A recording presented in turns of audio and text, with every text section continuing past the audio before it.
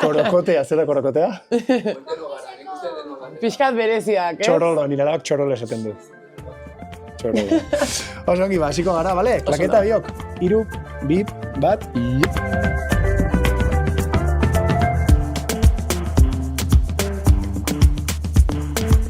Jaso solasean, Euskal Erreferenteen podcasta.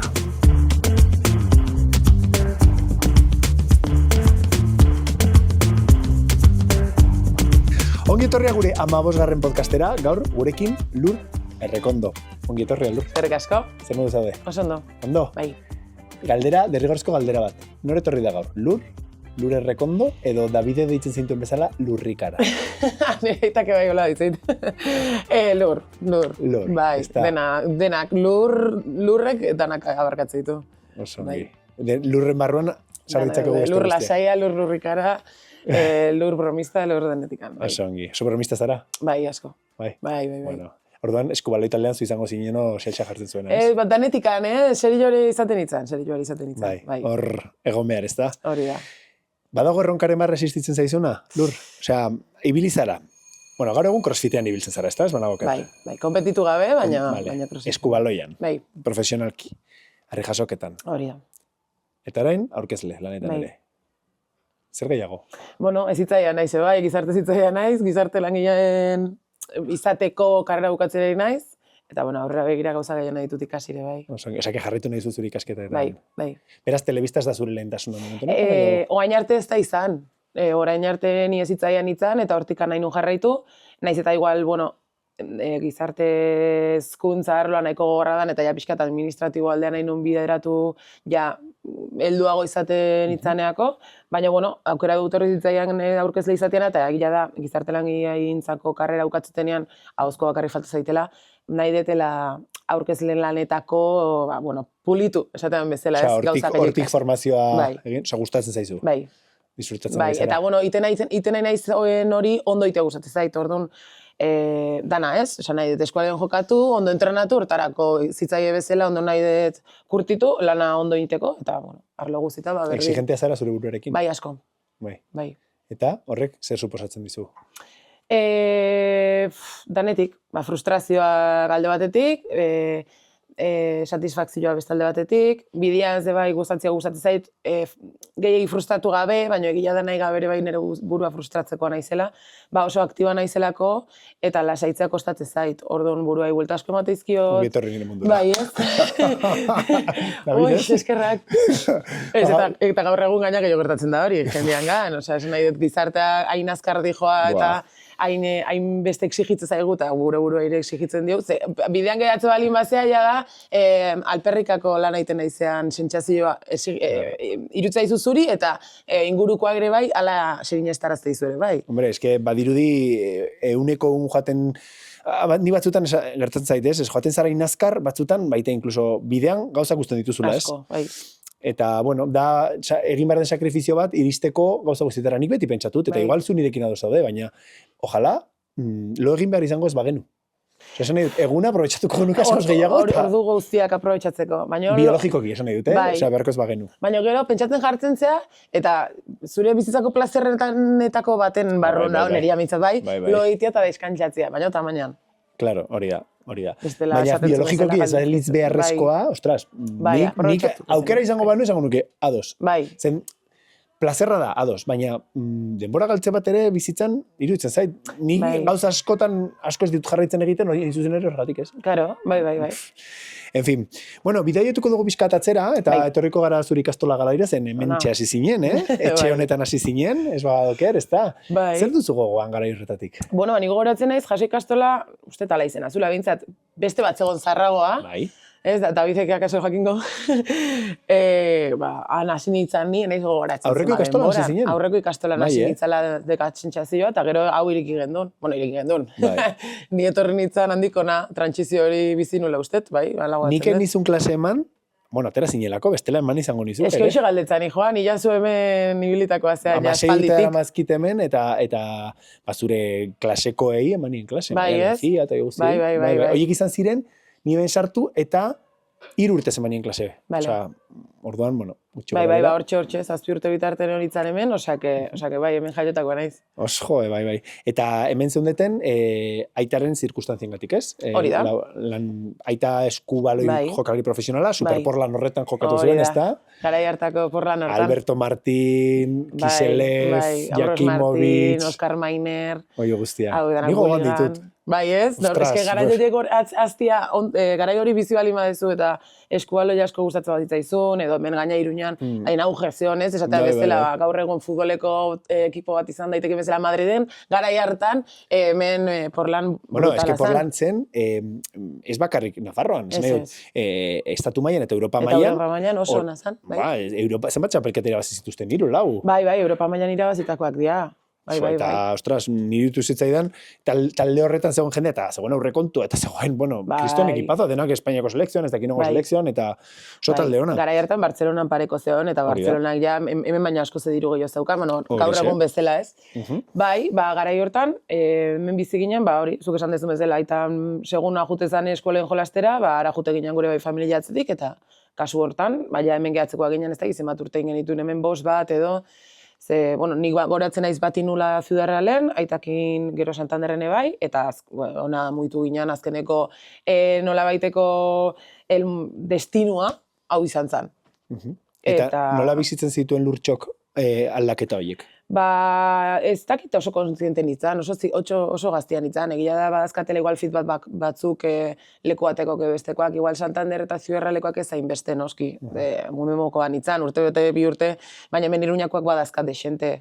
Eta mantentzen duzu hemengo jendearekin harremanik? Harremana, ezagutzen jarraitzen gea, Instagramen gaur egungo sare sozial potenteenen jarraitzen gea, eta orduan horre bai, azkenen egunerokotasunan iteituzun gauza jarraitzen dituzu, eta egia da, batzukin oraindik harremana dakatela ez oso estua, noski, ez 7 urtekin alde egiten dezunen azkenean abertze harreman mota mantendu dezakezun, baina bai, batzukin jarraitzen dut, Paula Garziakin hitzen izan dut, eta bueno, beste batzukin bai, azkenean bai, nire gaur egungo kuadrilla, Usurbilgo kuadrilla danekoakin, ikasi duelako ere bai unibertsitatean, azkenen hainbeste jende mugitzen zea alde batea bestea, da hor bidean de bai elkartzen jutezea. Ze berez, zu Usurbilekoa zarete, ez da? Baina zarautzen bizi zara? Ni orain Zarautzen bizi naiz, nire bikotekidean hangoa dalako, baina mendikan Usurbila mugitu ginen bizitza, nire familikoakan bizizialako, eta gero aparte nik pare bat urte nezkanen gurasoak etxe bat eraiki zutelakoan. Orduan, gero ja istripa auki genunen amarekin, eta ja aitak utzi zunen eskualoia eta hori dana, etxe hortan mugitu ginen. Berez saltzeko intentzioa geneukan, hemen geratzekoa ginelako, zeia, bueno, oso sustraiak bota genituen Iruñan, lagun pila bat genezkan, bai eskualoi aldetik, bai eskola aldetik, gurason lan aldetik bai, eta egia egunerokotasuna hemen bizitzea guretzako plazer bat zala, eta hemengoak sentitze ginen, orduan hemen geratu nahi Oso erosoa da egia esan Iruña. Bai. Zer gertatu zen amarekin garai horretan? Istripu auki genuen, kotxeko istripu bat auki genuen, nik 7 urten eskala eta Antxonek 3, bai. Eta nire hemen geratu zen, nire amak zekan, bidaia agentzi bat, hemen Yamagutxin, Yamagutxin ondoan, hemen ondoa gerturago barkatu gezurra, hemen ospital ondoan. Eta aitak uste, hor geratu zela zerbait egiten, adiru kontuak eta ez dakit ze bideratzen. Eta gu amarekin gindoa zen, gaur egun bizi diran etxe hortara, eraiki zuten anik pare bat urten ditunean, margolariekin gerauta zeudelako, ze saldu inbertzuten etxea, eta nola hemen geratzeko intentzio genekan, etxea saldu hartzuten, eta geratu ziren margolariarekin igande batean, ezaguna zelako, eta ere egindoa zen, eta zan abenduak 6, imaginatu zeuri jasabota ditun orain, hori. Bidean geratu ginen, istripauki genuen bidean, anaiak eta 3, eta bai geratu zen gurpildun aurki baten. Eta bai arazo kognitiboekin eta fisikoekin. Orduan gaur egun nola bizi da, eguneko zentro batera juten da, 7 tortzen dira bila goizero eta 4 itzultzen da, eta ondo, baina bueno, ja noski ezin zuen lanera bueltatu, eta hola, baina desgaitasun kognitiboa geratu direz, bai, geratu zaizkiolako desgaitasun pila bat, bai. Eta zuk momentu horretan, istripuan zuk nolabaiteko sekuela edo zerbait izan zenuten? Bai, bueno, ni istripuan kolpe hartu genunean ni genuen konortea galdu. Nire anaiak bai, eta nire amake bai, baina nik ez, orduan nik goratzen ditut gauzak guztiak, gutxo gora bera, guztiak, bai. Zu izan zara pelikula montatu duena, ez? Bai, ze azkenen esna zaudenean, bueno, bat, etortzen diranean medikoak edo, bueno, ambulantziak lokesea, bai. Ambulantziak eta etortzen dianean, ondona da ona azken ateratzen dute kotxetik. Zizaten dute. Gehien kejatzen dena da gutxien ateratzen dutena, ez? Hori da, esaten dute, bueno, hau hobekien da ona da, así que Eta orduan, bueno, nik ikusi nola ateratzuten aman, era naia, eta nola eraman gituzten bakoitz ambulantzi batean ospitalera hemen Iruñan. Eta gero aitat nola etorri izan, eta hori dana, bai. Jo, oso ongi, Bai. ostras. Eta esan dugu aita eskubaloi jokalari izan zela, Bai. ez? Baina zuk ere, aritu zinen gero bera-beran.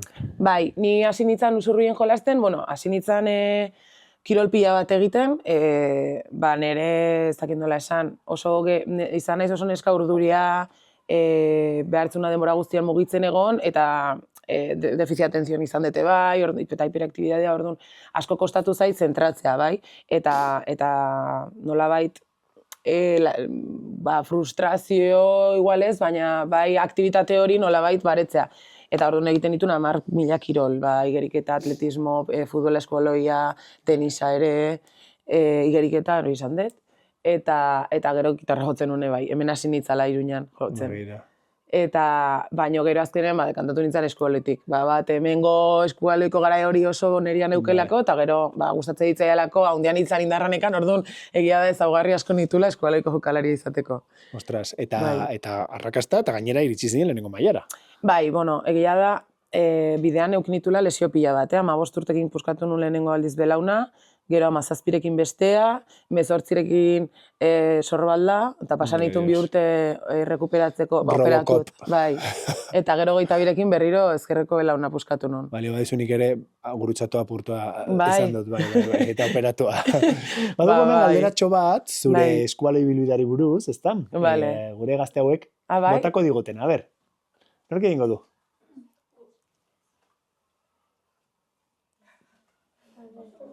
A ber, kante guzea. Gu naia eta nit gara. Bale, oso ondo. Lesionatu ez bazina, zer nahiko zenuke? Eskualoian jokatzea edo orain duzun bizitza segitzea? Nik eskualean jokatzea. Bai, nire ometxa zan eskualeko jokalaria izatea, egia da, konstante izan urte horietan nahiko txukunien ebilela jolasten, jokatzen, eta egia da, geratu zitzaidala bastanteko mina, ezin izan dunulako egin nahi nun hori eginez. Osa, nik utzi nuen eskualoia ez nahi nulako, baizik eta nire lesiok etziatelako utzi, ja neuzkalako belaunak bostaldiz operatuta, eta, bueno, eta txikituta ditut, esan nahi, ez daukan meniskoa, kartilagoa dut zulatu 10.000 lekutatik, orduan, tamalez ezin izan duet jarraitu. Nik alko banu jarraituko nun eskualen jolasten dudari gabe.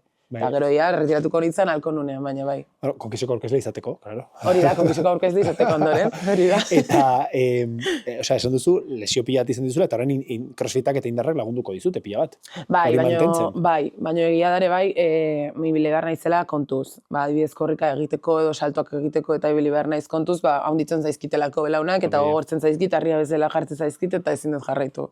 Orduan, besteak korri egiten denean, nik bizikleta egin behar dut, saltoak egiten dituenean ondo, baina ja neurtu behar dut. Hemendik aurrera ez, eta horrela. Eske, beste kirola egiteak, errendimenduko kirola esatute ez dela osasuntxoa.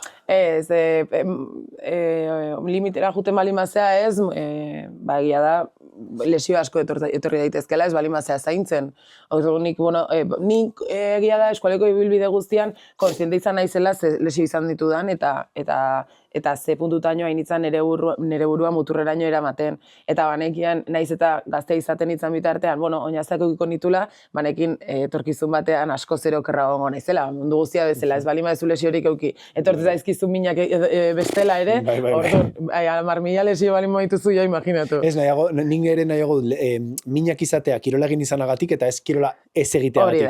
Hori da. Eta egia da, kirola egiteak ere ekartzen dizula, indar gehiago ukitzea, almohadilla modukoak izatea, giarrak ez, eta mina gerora agotzea, baina egia da, maila batean mantendu hartzarela pasagabe bestela. Eta esan duzu, kirola egitea oso osasuntxoa dela, nola zaintzen du lurrek bere osasun mentala? Nire osasun mentala nola zaintzen duten, bat kirola eginaz, ze nei kasu honetan kirolak kartzen dit nola baiteko lasaitasuna. Plus bat. Bai. Ni plus bat horretan. Bai, gero egia da, ni terapiara jun izan du naizela, egia da, orain txena bilela, baino pare bat urtetan egon nintzen psikologarekin, orain dela urte gutxi, eta oso ondo etorri ditzaidala, nire ustez psikologo bat eukitza, ondo dago beti. Bueno, pues lesioa duzuna bezala, fisioa duzun bezala, Hori da, fisioa duzun bezala. Akaso, gertakariak izan, adibidez, nik nire amaren asuntoarekin, ez dut sekula eukin inolako laguntzari, gu gure artean lagundu gara, eta etxeko hirurek, eta kanpoak bai, baina guk etxe barruan gorde izan dugu dana. Eta ondo dago ere, baina egia da, segun zegoeratan, kanpoko laguntza profesionala ere eskertua izan daitekela. Epaitua izan gabeko laguntza bat, eta entzuten zaituena, eta usten dizuna zure korapilo askatzen, edo laguntzen dizuna erramintak ematen, zuk ikasteko askatzen ere, ez? Hori da, zezuk esaten duzu, niri adibidez aitak esaten zian, esan nionean, aita, ni psikologora jo nahi dut, ez amaren asuntoagatik, baizik eta nik nire bizitzan nire gora pertsonalean euskalako pare bat gauza mina egiten zidatenak mentalki, eta nik hau desat eskatu nahi dut, eta ez daukat nik erramintarik, ez dut lortzen behintzat nidazkaten erramintekin buelta ematea. Zeus harta zure partetik ere, hori plazalatzea, ez? Bai, lokalizatzea eta esatea, laguntza behar dut, eta ja, esaten da bezala, ez nik laguna ditut edo bikotea daukat, eta berarekin partekatzen daukadan, eta listo, baina Dani Robirak bere momentuan esan zune leku baten, nire lagunak, nire bikotean, nire familia ez da terapia. Osa, baizuk partekatu dezakezula, baina beraiek ez izkizute emango erramintak behar dituzunak benetan. Eta nik erabaki hori hartu, eta aitak esaten zidan zergatik jungo zea psikologora. Zu berez pertsona gogorra izan zara, osa, zu, azazpi urte dituzunetik bizitzari aurrera egin behar izan diozu, eta aurpegira begiratu, tokatu zaizulako. Eta, osa, pertsona indartsua zea, ez dakit, hausar, eta antza kanpora begira erramintak dituzu ematen du, ez? Hori da, tarik zenion, bai, nik hori dana badakit, eta ni pertsona hausarta sentitzen naiz, eta horrek ez du esan nahi laguntza beharrez detenik, eta erraminta gehiago beharrez ditudanik, egoera desberdinei aurre egiteko. Eskotan, segurtasuna erakusten duten pertsonak, ez, kanpora begira da nolabaiteko maskara bat ere, batzutan, zuk baduzulako gero barruan zure barne burrunbiloa, eta hori ere, esan duguna, ez, askatu behar da ere. Hori da. Eta lehen aipatu zu ere, TDA izan duzula, bizitzen zara orain, oza, TDA hori somatzen duzu, eta nola eragiten dizu zure bizitzan? Egoera batzutan, bai, nik egia da, igual, azkeneko urtetan nola gehiago identifikatu dudan,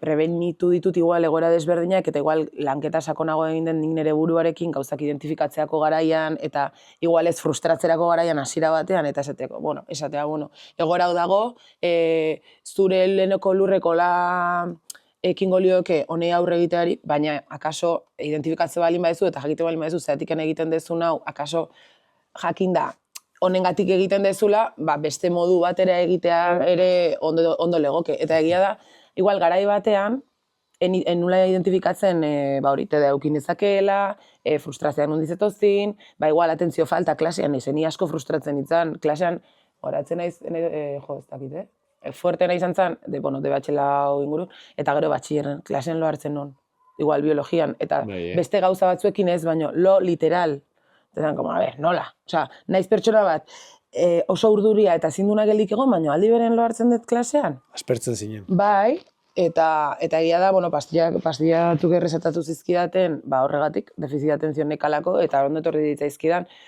baina asko kostatzen ditzaidan, enkantzatzen ez zidan zerbaitekin atentzioa jartzen. Eta 5 minutura igual galdu iten nun, eta klasea galdu iten nun, literal. Orduan, horrek asko frustratzen dindun, etxean ere bai notak hobeak ziren edo kerragoak, ez dakit, igual bai etorri ziteken, igual, guk eukigenun bizi egoeran gatikan, zen hemen niebilenean diferentea nintzen. Osea, ni usurruia jo nintzanen, nintzen pertsona bat oso, aberrateko zaite, ez dakit, askoz ere garbiagoa, ikasketetan zentratuagoa, eta egia da ere ajunitzanean, hasi nitzala dispersatzen. Baina hor dago, hauza bat, badago aur baten bizitzan, olako egoera traumatikoa bizitzen denean, ez? Hor zerbaitik egin dezakezu klik. Egin dezake klik zure buruan, eta gauzak aldatu, eta atera berez duen lekutik. Igual zuk esaten zu, ez oso indartsua naiz, ateratzen naiz oso modu indartsuan, eta beste aurrean oso indartsu erakusten nire burua, baina gero nire aulezio jaten da beste batetik, eta hori islatzen da beste modu batean, ez? Hori da. Eta orain ere nabaritzen dut, igual gidoi batik ikasteako garaian, edo zerbait memoriz ikasteako garaian, igual pertsona batek ikasiko balu 5 minututan, behar dut ordu erdi minimo. Orain ere, baina, badakit identifikatzen, eta naiz hainbeste frustratzen, badakitelako nire baldintza badala, nire ezaugarri badala, eta listo. Badakizu gaur egun, geroz eta diagnostiko gehiago dago horrekin, segurazki lotura handia izango du dispositiboen erabilerarekin ere, eta ze aholku emango zenieke egoera horretan dauden gaztetxoei. Ez zuk bizi izan duzu, zuk ikasi zure prozesunetan ikasi dituzun, ez? TDA horrekin bizitzen ikasi dituzun erramintak zeintzuk aholkatuko zenizkieke, haiei. Ez que hain zaila da esatea pertsona bati dispositibo alde batea uzteko, ez? Ez bakarra dispositiboa, baina... Bai, baina ez que ez dakit ze izan daiteken zehazki.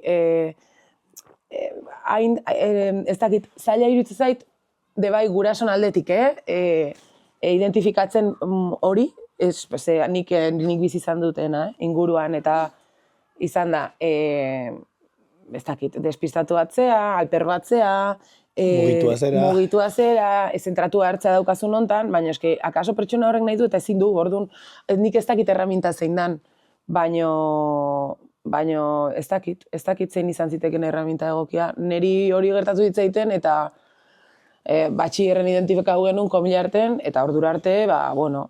Hori prozesu gogorra izan behar da zuretzat, ez? Nola da, gaztela esango zen bezala, quiero y no puedo. Bai. Nahi dut, baina gorputzak buruak ez dituzten. Bai, eta gainera dituzu ondoan, kristonotak ateratzen dituenak ezer egin gabe, literal, igual errestasunen gehiago daukatelako, bai informazioa barreneratzeko, eta baita logika erabiltzeko, eta bar, eta esatezu jotan, izatik ez dakat errestasun hau. Eta ez dakizu nola harrapatu, eta igual frustrazioak dakarki, bai, alde batea ustea gauza horiek, gehiago esfortzatu ordez, Gero zindu zen zuzelaira, egiten zenuen aldaka jortiketa eta beste, nola egiten duzu hori, ez? Hori da, desberdina da, baina hor notak ez daude, eta notak izan beti ikasketak diala lehenengo gauza, baina nire ustez, niri funtzionatu izan da beti kirola. Claro. Zentratzeko eta frustrazioak alde batera uzteko eta bintzat horren gaizkiz pasatzeko gero mentalki gauzekin. Eta eskualoitik egin zenuen salto, harri jasoketara. Bai. Eta nahi edo ez, horrek bihurtu zaitu, eta nik uste dut, hemen esan barra dagoela, feminismoaren erreferente, zen azkenean kirol edo harri jasoketan emakume kirola ez da izan orain arte, eta bapatean agertzen zarazu, eta beste gutxi batzuk, eta bihurtzen zarete horretan erreferente, eta hasten zarete tiratzen emakumen herri kiroletatik. Hori da. Bai, egia da, goasi aurretikan zeudela lau bat emakume horrela ibiltzen zidanak garai baten harriarekin, eta adibidez Idoia Etxeberria hori jokoa zan onena. Pasada bat altxaten zuen, bai estilo aldetik, bai kilo aldetik, zan burrada bat. Eta niri egia da, hori harri hau zinunean, eskola hau zinunean lesioen ondorioz, ni neukan zarautzen kide bat, xabat, ibiltzen zala baitare bai eskualoi egiten eta harria jasotzen. Eta santzigun, bere entrenatzaileak... Bera, eskualoi jokalaria zurekin, zure taldekoa? Bai, zarautzen, bera-berako hau zinunean, bigarren mailara junitzen, lasaiago ibiltzeko, baina nahi nun jarraitu pixkat. Azkeneko urte batzutan. Eta bertan zegoen mutil bat egiten zituna biak klubean. Eskualoia eta herri jasoketa. Eta nik eskualoia utzi nunean, enekin zer egin, eta entrenatzen juten nintzen gimnasiora, espertzen nintzen, eta zidan ematen behar nuena. Ezintu betetzen. Ez. Eta esan zidan, gure entrenatzaileak nahi du nesken taldea egin, porque muntien taldea badukagu, neskak ez daude apenas herrikiroletan, eta nahi dio buelta bat eman, eta ezagitze, eta nesken taldea ina berjun egon nintzen probatzera. Eta probatzea june nintzen, eta esan hon behitu. Haundia nahi zindarra dakat, eta erabiltzen dituzten harriekin, ondo moldatzen nahi zurdun. Esan hon, probatuko dut, eta gotartean operatu nintzen azkeneko bi aldiz belaunetik, eta ondo, baino gero total, oso gustora ibil nintzen, egia da. Zema denboraz?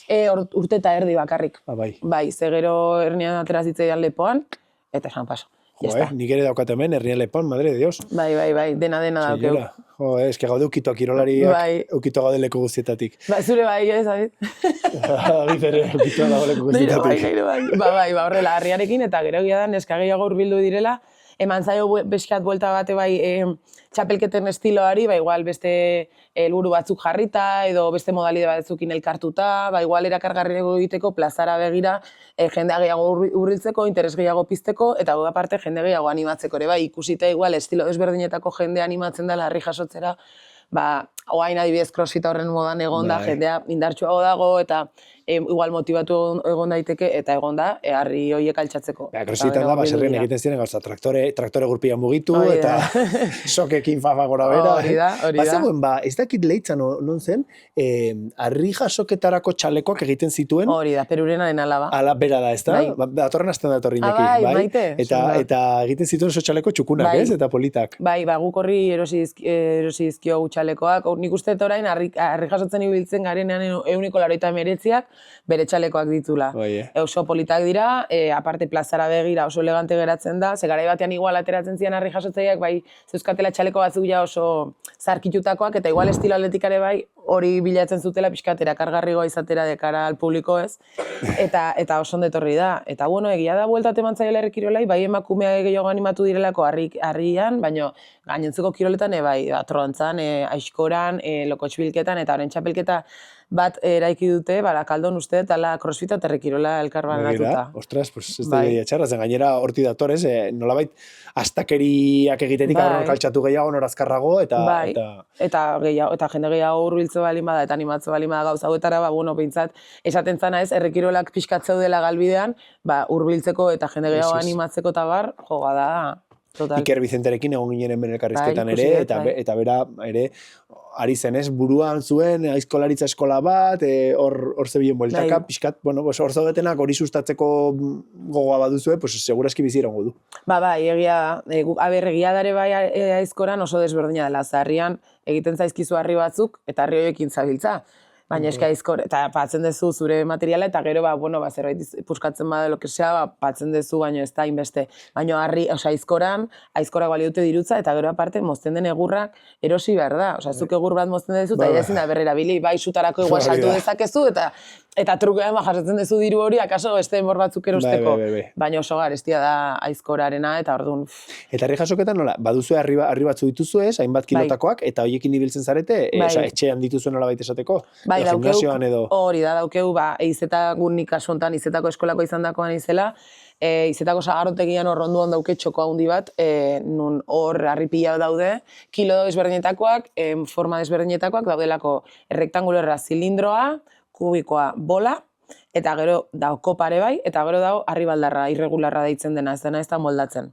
Ribaldarra. Bai, eta gero noski, segun zure ze tamainatakoa zean, altuagoa izan edo bajuagoa izan, nahiz eta kilo berdinak izan, harria izan daiteke altuago edo baxuagoa. Zenik adibidez 50 kilotako harri bat, oso txikia da, bajua bali baukat eta kompaktuagoa, imaginatu, altxaber bali bikoitza. Hori da.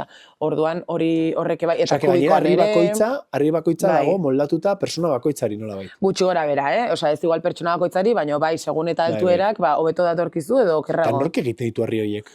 Ez dakit ez azkin zeinan izena, baina Jotxe Ramonek nire entrenatzaileak enkargatzen dizkio zestoako gizon bati, eta gero zelaiko eskolan dala Karmele Itxasolaren aitak, baita ere harri jasotzaile izan dagoak, uste berak ere egin izan ditula harriak. Ostras, jakin bar da hori ere, arte horiek ere galtzen ari dira, ez? Bai. Pilotagintza... Hori da, eskulanetan dauden garai bateko eskulanak eskatzen dituna, bai. Eta hain zuzen ere igual hortik etor daiteke herrikirolen deklibearen...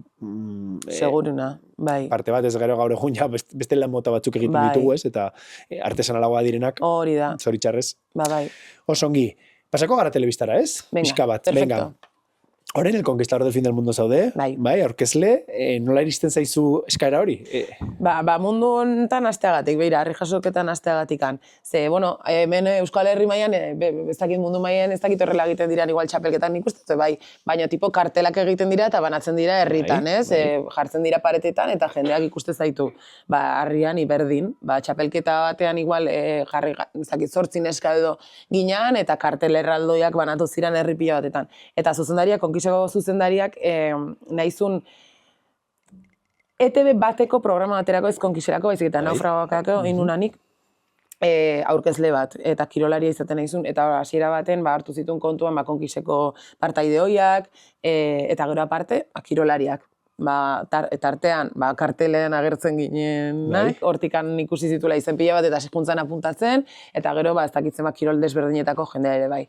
Eta kastin batera ditu gintun, ni negon justo entrenatzen, eta deitu dezidan, esateko, joan goinin naiz ETV bateko zuzendari bat, programa bat egin, eta nire, Nondik nora ez. Da, inastu egin da, ni harria jasotzen nahi naiz, gizarte zitzaia naiz, eskualoian ibili naiz, baina, esan nahi dut, ez dakit deke, de repente casting bat egiteko nien naizenean ezertara puntatu mundu ontakoa deitzen.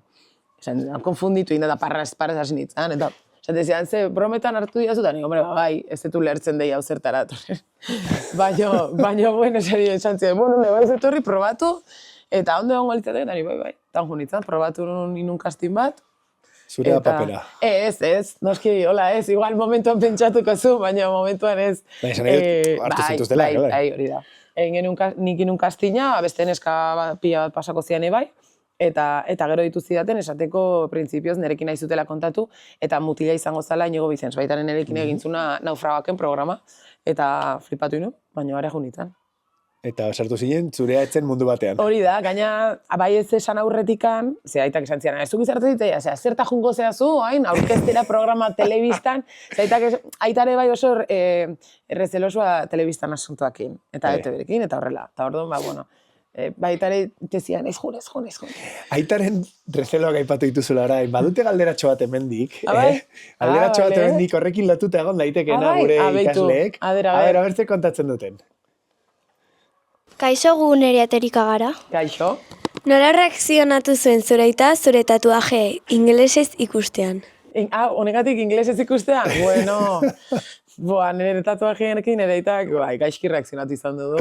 Eta hola perkaketan eman dizkite, benko saltzen harrapatu zian bat, gordetan ekala eta aztu zitzaia dena izkutatzea. Eta pasazan ondotik... Hasi biltzuztan izkutatzen. Bai, hasieran bai.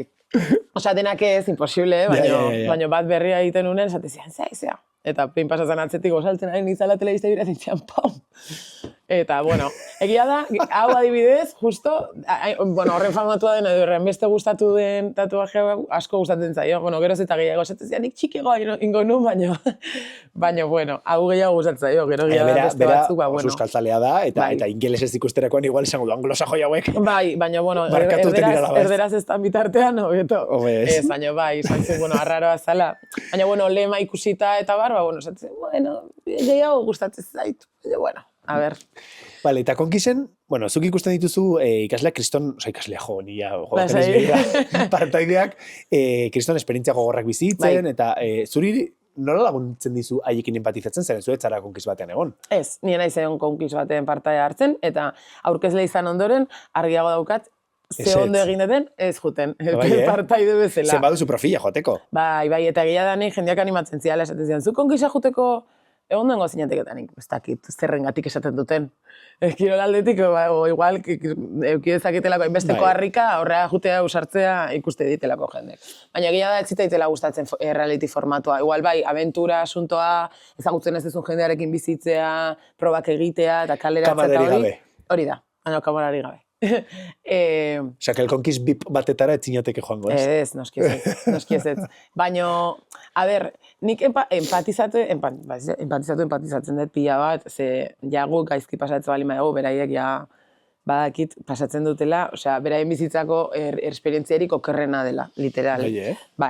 Bai, okerrena, osea, onena, baina okerrena gordinena esan nahi dut. Ez zaude oianaren erdian bizitzen, edo zein bitxorekin, esnatzen zea, adibidez, aurten, partaide batei, esnatu zen, arratoi batek egin ziolako behatzean kosk. Eta igual jekitzen dira, eta daukatu hemen kakata bat. Ez da pozoitxuak, baina jo, ikusten duzu, tarantula erraldoi bat. Ez dago inor vigilatzen horrelako gauzak? Bai, egoten dira, kanpamendu bakoitzan dago reality ekipoa, dala sonidista kamara eta kazetaria dena, bueno, bai, erreportaria, eta gero kanpamendua zaintzen duen guatxi bat, deitzen dena, zaintzaile bat. Eta tarteka egiten dituzte bueltak, osea, 24 ordu ez daude beraiekin, baina ondoan daude, osea, juten eta bueltatzen dira. Ja, zer gauza gertatzen bada, ez? Bai, ondoan daude denbora guztian. Baina igual hori, igual lo bali daude eta gaina, eske ez dago argirik. Ez dago argi... Kamara jartzen duena. Kamara jartzen duena eta listo. Ez dago gainontzeko argi artifizialik ez dago.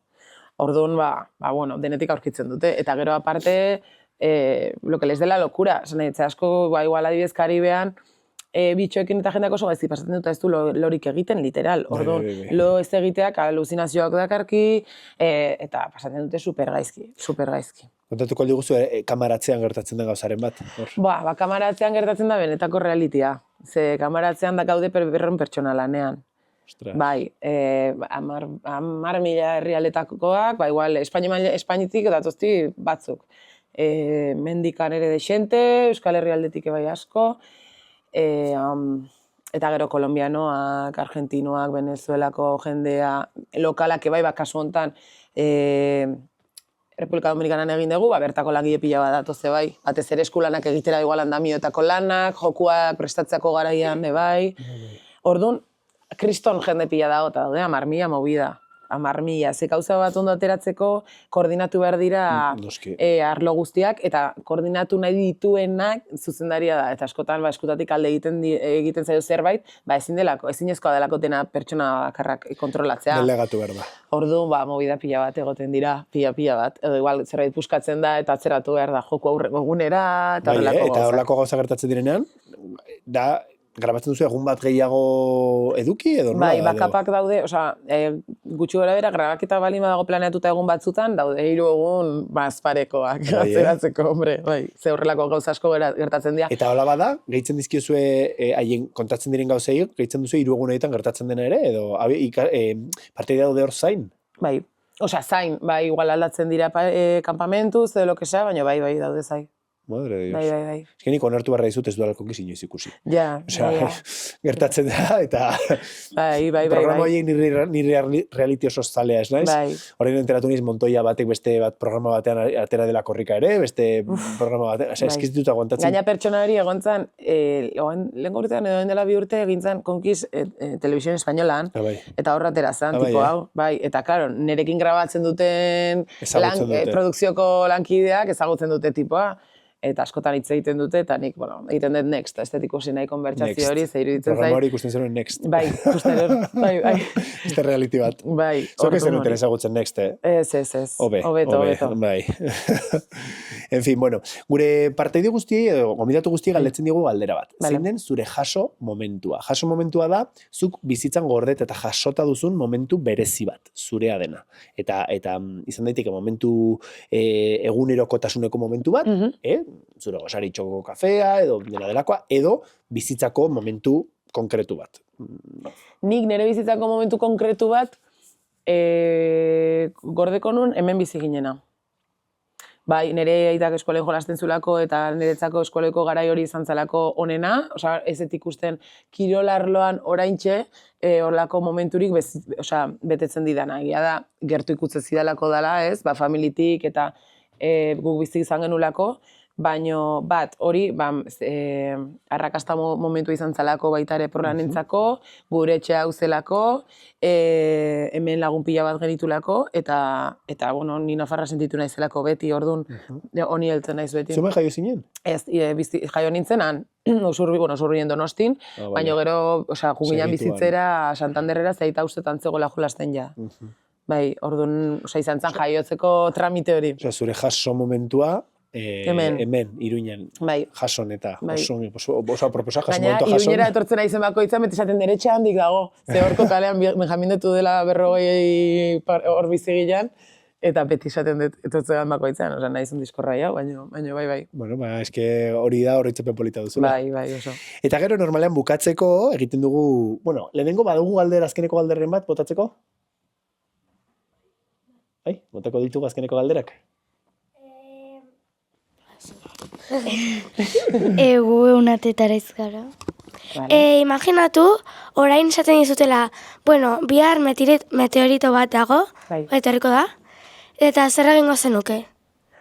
Ze galdera ona. Meteorito bat, nire maite duten jendearekin elkartu. Ez dakit, erun egingo nire egunerokotasun nean egiten duten ezer, ze ja egin dut, orduan nire maite duten jendearekin elkartu eta listo. Ze meteorito etortzu balin bada, pentsatzen dute igual hilengo bala, ez? Orduan esan dute, etorriko badagoela 1,6ko probabilitatea. 2,3 igo da? Apai? Pues meteorito batek lurraren kontra impactatzeko 2022an. Oso ondo. Euneko 2,3 posibilitatea. Bale, 7 urte. 7 urte dituzu familiarekin egoteko, espada. Bai. Disfrutatzeko. Bai. Bueno, eta bukatzeko azkeneko testa azkar bat eta galdera azkarrak pikadito, erantzuteko, bale? Eskubalaia ala harri jasoketa? Eskubaloia. Zure bizitzako erronkarik gogorrena? Lesioak. Lesioak. Motibatzen zaituen esaldi bat. Hau ez dut prestatu. Motibatzen dauen esaldi bat, gogoakin alago gabe egin. Urrengo tatua?